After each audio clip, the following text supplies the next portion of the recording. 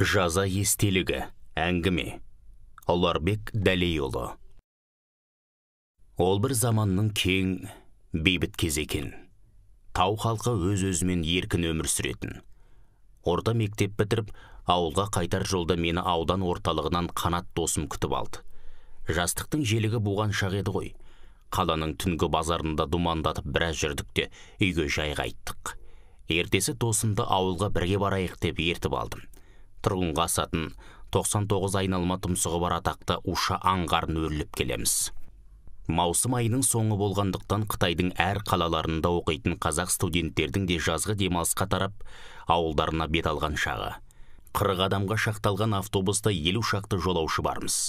Қала тұрмысынан, оқу қыспағынан қажыған кей жігіттер ептеп сыралатып келеді. Шәңкілдеген қытайлардың дауысын студенттердің әндеткен, әзілдескен көңілді дауысы басып келеді. Даңғырадай ішінен анда-санда шаң бұрқ ете қалатын ескі автобустың арт жағы толған Қытай.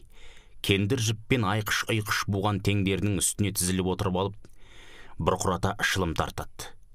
Жүдеу өң әлпеттерінен, орсақ тістерінен, сөйлеу мәнерінен ақ бұл жаққа ерте қоныстанған қытайларға ұқсамайтын аңғару қиын емес. Шинжияң өңіріне ішкі Қытайдан жұмыс іздеп ағылып келетін мыңдаған қытайларды жергілікті қазақтар ақбалар деп атайды. Мағынасы белгілі. Ресми халық жұмысшылар деп аталатын ешқандай құжатсыз тұрақты мекені, сайда саны, құмда ізі жоқ бұл пақырларға өз өкіметі де қырын қарайтын. Иір-қиыр тау жолын айнала өрлеп, Сүлеймен шоқыс деп аталатын биік асу түбіне келгенде автобус бұзылып қалды. 40-шы жылдардағы соғыста Қытайларға көмекке келе жатқан орыс генералы Баненкені осы шоқы түбінде Сүлеймен батыр аңдып отырып, қорғап келе жатқан Қытай шеріктерімен қоса қырып тастаған. Енді құралып, мылтық жетіспей жүрген қазақ сарбаздарына мол олжа түсірген. Содан бастап бұл жер Сүлеймен шоқысы аталып кеткенін үлкендерден естейтінбіз. Қытай жүргізуші автобус астына кіріп алып ұзақ айналды. Бірнеше қазақ студент әр тастың үстіне шоқайып отырған ақбалармен сөйлесіп тұрған. Сәлден соң әңгіме соңы төбелеске ұласып кетті. 10 шақты Қытаймен алысқан 3 студент әп-сәтте Ентау үшін ойран топай қылды.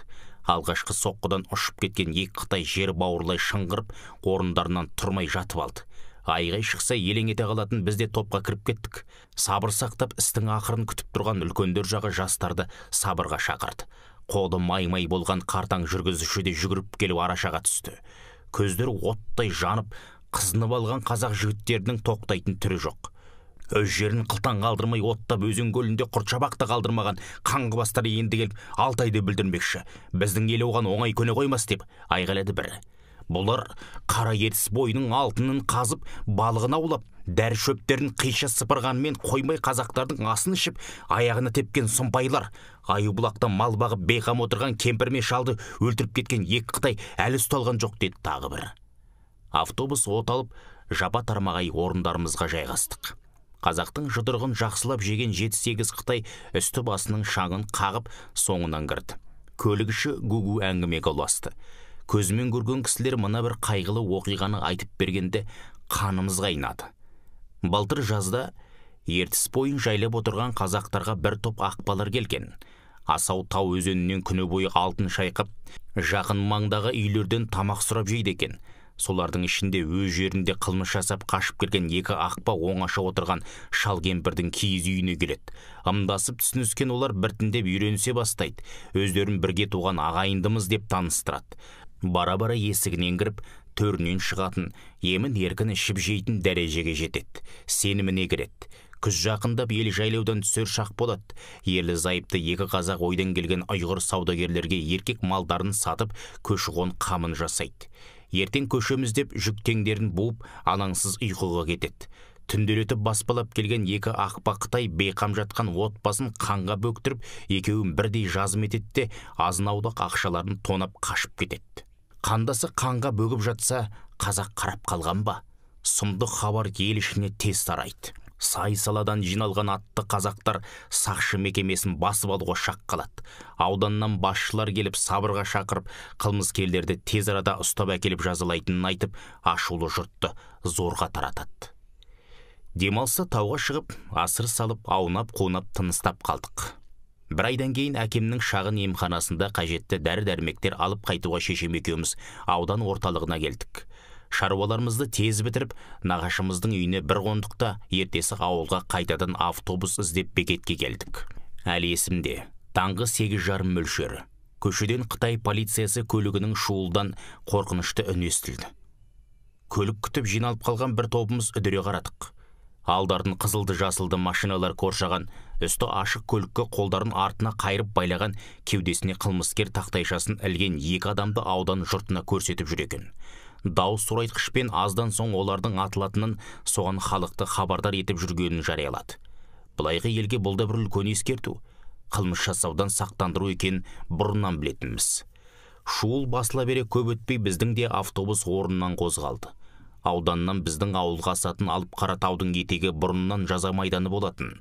Талай қылмыскерді сол жақтағы күре жолдың жиегіндегі аданға барып атып тастайтын естіп жүретінмін. Қаладан шыға бере зулаған автобус тау етегіне бірден жетті. Әлгі айтқан жаза майданына жақындағанда екі жақтан келетін барлық көліктің жолын тосып тастапты. Айнала самсаған әскер, түстері тым суық. Иығына автомат ілген қартаң Қытай сақшысы біздің автобусқа басын сұқты да, қазір қылмыскерлерге ату жазасы орындалатынын, жүрегі әлсіз емес жаза барысын көргісі келетін жолаушылар болса, барып көруіне болатынын ескертті. 18-ден асып ойнақтап тұрған мен ондайдан қалам ба? Шешемнің барма ол жаққа дегеніне қарамай атып шықтым. Менімен ілесе бірнеше Қытаймен дүнгендер де түсті. Жаза майданы өте суық, қорқынышты түске еніпті. Екі шұңқыр қазылып, оның дәл қасына манағы екі қылмыскерді тізерлетіп отырғызып қойған. Үстілеріне түрменің тар киімін кигізіп, арқасына жүрек тұсына дөңгелек белгі қойылған. Біреуі қорыққаннан бұтына жіберіп қойыпты. Естері шығып түрлері қидың күліндей бозарғаны анық көрініп тұр. 5 минуттай өткенде тура сол жерге екі жабық көлік тоқтатты. Ішінен қолдарына сыры көшіп ескірген найзалы бесатар мылтығын ұстаған екі Қытай әскер түсті. Жендеттер екенін біле қойдым. Тағы бірнеше минут өткен соң сот адамдары ақтық үкімді дауыстап тұрып оқыды. Осыдан бір ай алдында Сүлеймен шоқысында автобусымыз бұзылып тұрғанда, қазақ жігіттері мен қытайлар арасындағы төбелеске себеп болған оқиға кейіпкерлері екенін сол кезде барып түсіндім. Жергілікті қазақтардың күшті қарсылығын оятқан бұл екі қылмыскер 1 жыл бойғы іздеу ақылы ішкі Қытайға қашып кеткен жерінен ұстап әкелген. Қылмыс дәлелінен болдыра алмай өздері мойындаған. Ақыры өлім жазасына кесіліп қазір орындалмақ екен.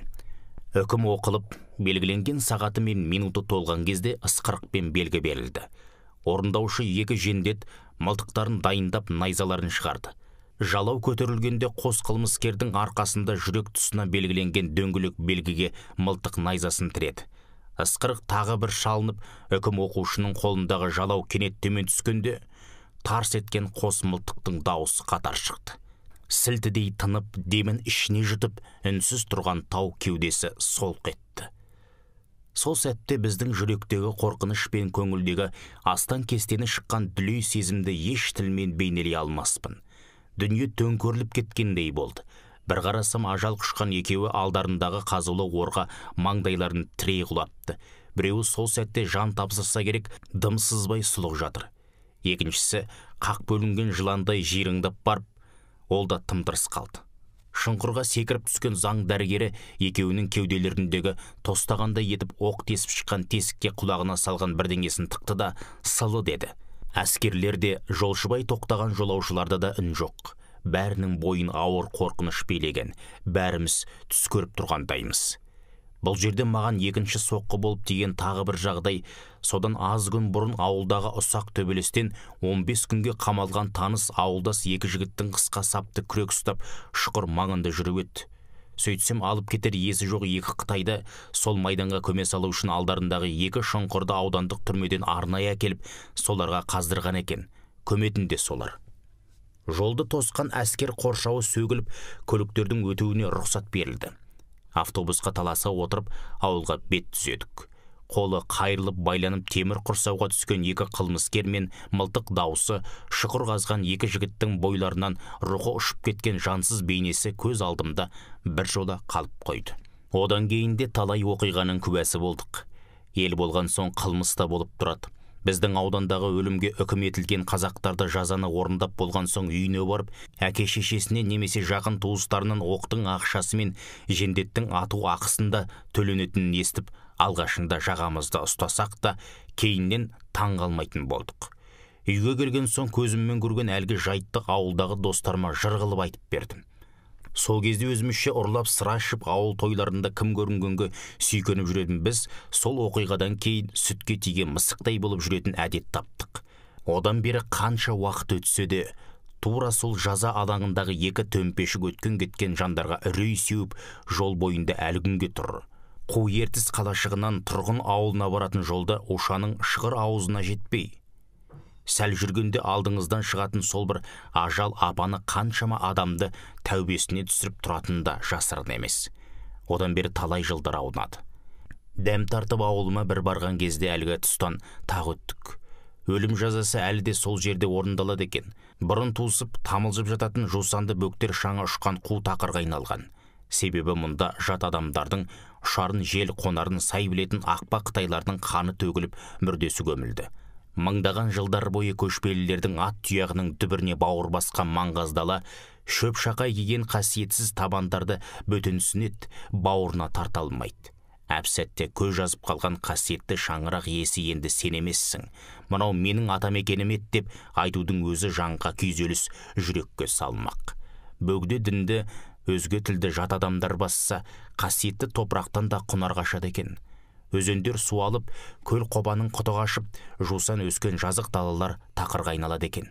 Қазір ауылдастарымнан жеткен хат хабарды оқуға да жүрегім дауаламайтын күйге жеттім.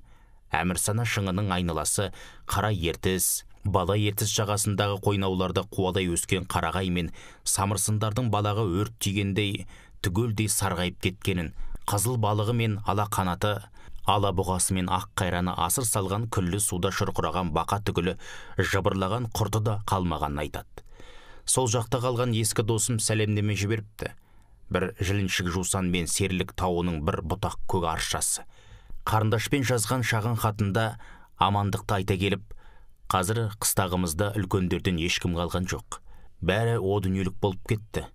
Босап қалған үйлер көп, соған ішкерден хан сулар келіп орналасып жатыр.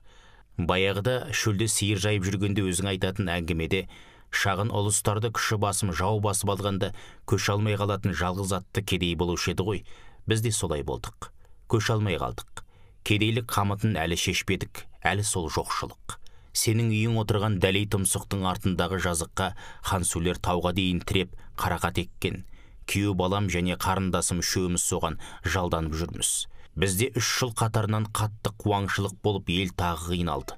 Көктемде хансулар тұрғын шатына зеңбірек қойып, бұлдатып жауын жаудырғанымен жазға салым шегіртке қаптап кетті. Шегірткенің көптігі сондай атыздардың шетіне қазылған ұзын орлар толып қалды дерсің. 2 мәшинемен ай бойы шегіртке улайтын дәрі шашып еді, иісі сондай жаман екен, егінге түсіп кеткен атым содан уланып өлді. Апаттан еш жей алмай қалдық.